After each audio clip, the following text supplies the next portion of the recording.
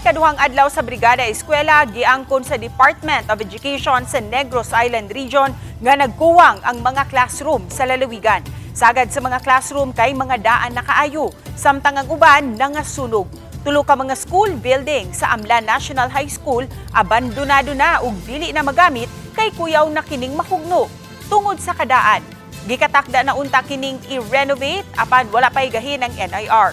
Matud ni NIR DepEd Regional Director Dr. Ramir Uytico, ang gahin sa mga classroom sa Negros Oriental ug Siquijor anaa masukip sa gahin sa DepEd Region 7.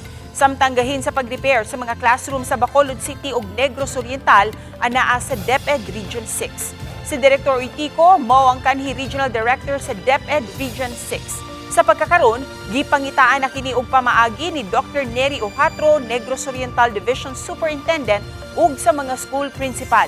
Sama sa paggamit sa mga covered court sa mga tunghaan, din dito niya kasamtangang ipahigayod ang mga klase. So far dito sa para lang ito, sa eskwelahan ito, na-address naman yan ng principal kung saan niya ilalagay yung mga bata niya.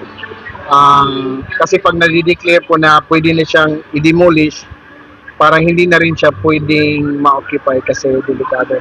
Kung mayroon ng budget, i-call up naman tayo sa central office kung bibigyan na ng priority ang mga classrooms na ito.